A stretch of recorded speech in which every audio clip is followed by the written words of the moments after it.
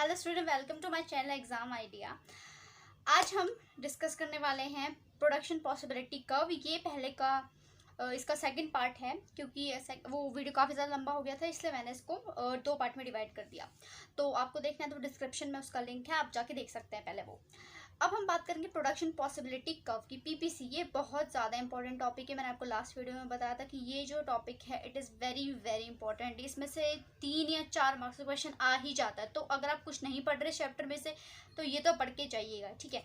तो अब हम बात करेंगे कि पीपीसी होता क्या है। अब देखो, बेसिकली होता है कि it is an alternative combination of two goods which given resources and technology. अब एक बात अगर मैं आपको बताऊँ, इसका अगर सम अप करके बताऊं तो प्रोडक्शन पॉसिबिलिटी कर्व में आपको क्या बताया जाता है, उसमें ये बताया जाता है कि आपके पास दो गुड्स हैं, जैसे ए है, ये बी गुड्स है। इस पे इन दोनों गुड्स में आपको क्या करना है, जैसे आपके पास फॉर एग्जांपल 10 रुपये हैं, 10 रुपये हैं तो आपको 5 ये खरीद रहे हो आप, ये 5 ये खरीद रहे हो, ठीक है। अब 5 ये खरीद रहे हो, अब वो बोल रहा है कि मेरे को इन्हीं पैसों में से मुझे ए वाला गुड जो है, मतलब ए वाली जो चीज़ जो है वो ज़्यादा चाहिए। मतलब फॉर एग्जांपल मुझे अगर 6 चाहिए, अगर ये 6 चाहिए तो मुझे ये एक कम करना पड़ेगा इसमें से, क्योंकि पैसे तो सिर्फ 10 ही है ना। तो इसीलिए वो बोल रहा है कि इसका मतलब है कि it is the alternative combination. अब देखो, कॉम्बिनेशन बनकर एक कॉम्बिनेशन ये बन गया, दूसरा कॉम्बिनेशन ये बन गया।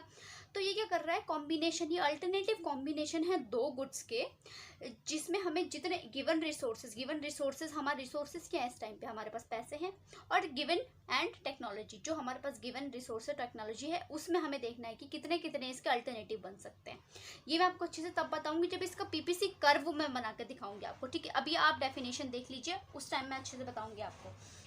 तो ये हो गया इसका डेफिनेशन, ये इसकी डेफिनेशन हो गई। अब दूसरी बात है, इंपॉर्टेंट है डेफिनेशन, आप जरा गौर से देख लीजिएगा। अब दूसरी बात है, also known as a production possibility frontier. अब इसको प्रोडक्शन पॉसिबिलिटी फ्रंटियर भी कहा जाता है और दूसरा ट्रांसफॉर्मेशन कर्व भी कहा जाता है। अब ट्रांसफॉर्मेशन कर्व क्यों कहा जाता है, जब मैं इसकी ड्राइंग बनाऊंगी ना तब आपको समझाऊंगी कि ट्रांसफॉर्मेशन कैसे होता है इसका, इसलिए इसको ट्रांसफॉर्मेशन कर्व कहा जाता है। अब चौथी बात ये कि अजम्पशंस, इसमें अजम्पशंस इसके जब आएगा ना इसका क्वेश्चन, तो आपसे पूछेगा पीपीसी क्या होता है। तो पीपीसी जब आता है, डेफिनेशन आती है उसकी, तो पीपीसी की डेफिनेशन 3 नंबर के में सिर्फ आप इतनी डेफिनेशन नहीं लिख सकते, आपको ही बताइए। तो उसमें से थोड़ा क्या करोगे आप, डेफिनेशन लिखोगे, ये लिखोगे, उसके बाद उसमें लिखोगे एजम्पशन क्या है उसकी, क्योंकि एजम्पशन हमें करनी पड़ेगी। पीपीसी हम जब पढ़ रहे हैं तो उसकी हमें एजम्पशन करनी पड़ती है। तो एजम्पशंस क्या क्या है, हमें ये एजम्पशन मतलब हमें मानना पड़ेगा। अब मानना क्यों पड़ेगा, क्योंकि आपको मानना इसलिए पड़ेगा क्योंकि अगर आप किसी भी चीज़ में बहुत सारे फैक्टर है, जैसे फॉर एग्जांपल अगर मैं एग्जांपल लूँ किसी भी चीज़ का, कि किसी भी चीज़ की डिमांड है, जैसे मैं बोलूँगी कि इसका रेट जो है वो 10 रुपये है, एक पेन का जो ये मार्कर का है, ये मार्कर जो है वो 25 रुपये का। अब 25 रुपये का मार्कर है तो ये क्यों है। अब वो बोलेगा कि मेरे को, वो दुकानदार बोलेगा कि मेरे को ये इतने का पड़ा, तो फिर इसलिए मैं अपना प्रॉफिट मार्जिन जितना मुझे ऐड करना था उसके बाद मैं आपको देखिए 25 रुपये का मैं दे रहा हूँ ये। अब आपको वो ये नहीं बताएगा ना कि क्या बोलते कि कितना ट्रांसपोर्टेशन में कॉस्ट लगी, कितना इसको बनाने में प्रोडक्शन में कॉस्ट लगी, ये तो नहीं बताएगा ना आपको कोई भी। तो दुकानदार ये नहीं बताएगा ना आपको, ये बताएगा सिर्फ कि ये बिक कितने का रहा है। तो हमें ऐसे ही, हमें ये सारी चीज़ें हैं जो अंदर की चीज़ें होती है, इसको हमें कांस्टेंट मानना पड़ता है, इसको हमें मानना पड़ता है कि ये नहीं है, ठीक है। अगर हम इन सबको सब चीज़ों को लेकर मानने लग जाएंगे तो किसी भी चीज़ की कॉस्ट निकालना मुश्किल हो जाएगा, ये हमारा काम नहीं है।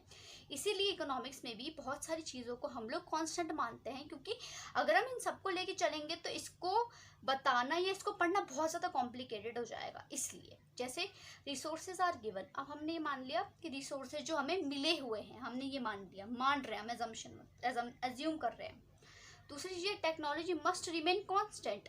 अब आपको पता है कि टेक्नोलॉजी तो चेंज नहीं होगी, मतलब सॉरी, टेक्नोलॉजी तो चेंज होती रहती है, कि आज ये आ गई मशीन तो दूसरी ये आ गई टेक्नोलॉजी, फिर ये आ गई, पहले आपके मोबाइल बटन वाले फ़ोन थे, अब देखो एंड्रॉयड आ गए, फिर एंड्रॉयड के लेकर फिर उसके बाद विंडोज़ वाले फ़ोन भी आ गए, विंडोज़ में।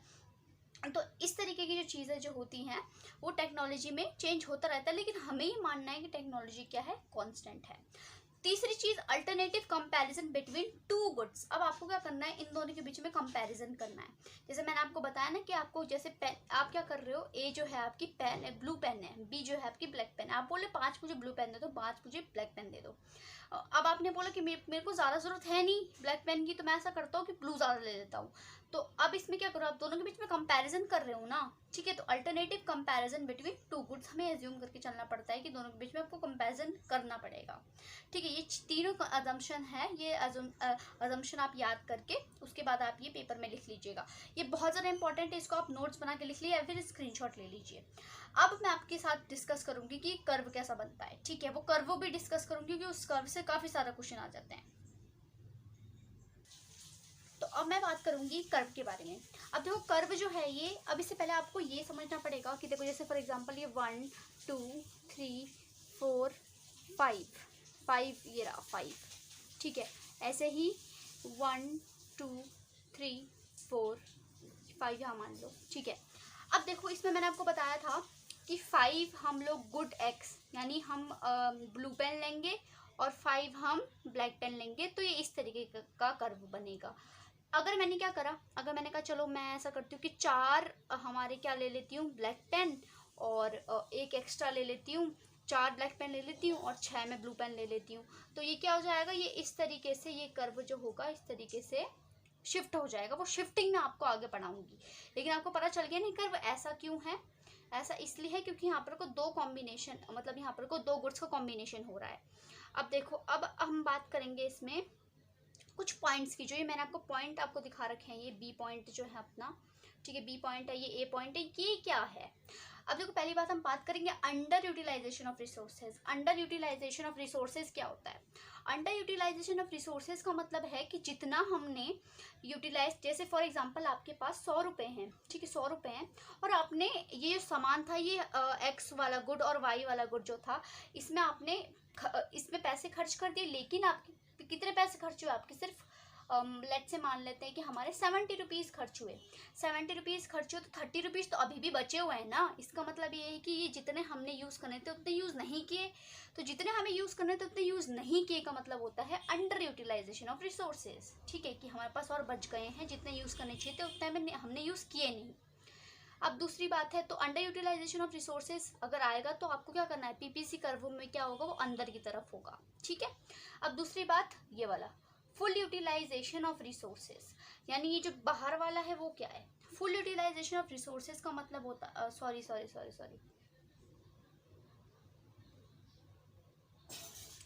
नॉन फीसिबल रीजन यानी बियॉन्ड कैपेसिटी क्या होती है, ये होता है सी वाला, कि मतलब आपके पास थे तो 100 रुपये थे आपके पास, लेकिन आपने क्या करा, 100 रुपये आपके पास थे, आपका बिल बन गया 120 रुपये का।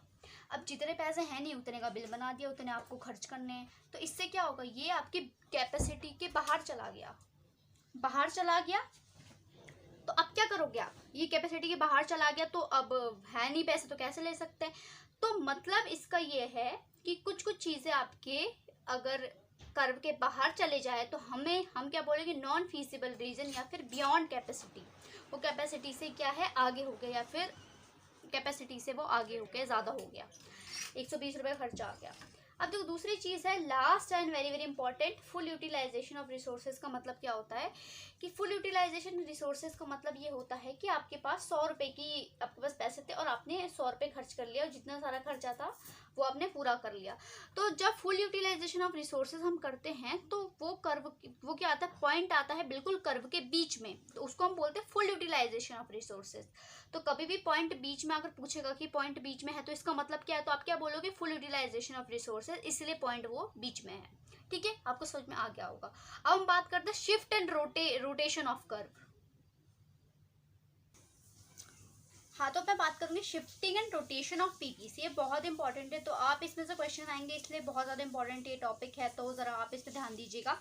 पहली बात तो शिफ्टिंग कब होती है, अब देखो मैं आपको बताऊंगी कि शिफ्टिंग कब होती है। शिफ्टिंग जब होती है जब बोथ गुड्स के रिसोर्सेज में चेंज होता है, या फिर टेक्नोलॉजी में चेंज होता है, दोनों गुड्स की एक्स और वाई, शिफ्टिंग तब होती है। अब रोटेशन कब होती है, रोटेशन तब होती है जब या तो एक्स में चेंज होगा या तो वाई में चेंज होगा, उनके रिसोर्सेज में चेंज होने के बाद जो होता है इस पर रोटेशन होगा। अब मैं आपको बताती हूँ एग्जाम्पल लेके। अब देखो फॉर एग्जांपल जैसे मान लेते हैं, इसको गुड एक्स नहीं मानते, इसको मानते हैं कि हम ये क्या है, ये है आपका लेट्स से वीट, और ये हो गई आपकी टी शर्ट हो गई है, अलग अलग है गुड्स, ये वीट है, ये है आपकी टी शर्ट, ठीक है। अब जरा मुझे बताओ कि अगर हम बोल रहे हैं कि टेक्नोलॉजी में चेंज हो गया है, टेक्नोलॉजी में चेंज हो गया है, अब टेक्नोलॉजी आएगी तो इन दोनों में फर्क पड़ेगा ना, मतलब दोनों की रिसोर्सेज में, तो अब इनके रिसोर्सेज बढ़ गए, इन दोनों के रिसोर्सेज बढ़ गए यानी आगे बढ़ गए। तो अब रिसोर्सेज बढ़ गए तो अब क्या होता है, जब रिसोर्सेज बढ़ जाते हैं तो ये पीपीसी कर्व जो होता है ये बाहर की ओर, आगे की ओर शिफ्ट हो जाता है। इसको क्या बोलते हैं, राइटवर्ड शिफ्ट। राइटवर्ड शिफ्ट का मतलब क्या होता है, आप ये याद रखिएगा, राइटवर्ड शिफ्ट का मतलब होता है आपका इंक्रीज, कि अगर हमारी टेक्नोलॉजी में इंक्रीज हो गया, रिसोर्सेज में इंक्रीज हो गया, तो वो राइटवर्ड शिफ्ट हो जाता है। और शिफ्ट कब होता है, जब दोनों गुड्स में चेंज होगा तब वो शिफ्ट हो जाता है। ऐसे ही जब इसका क्या बोलते हैं, रिसोर्सेज में कमी आ गई, रिसोर्सेज में कमी आ गई तो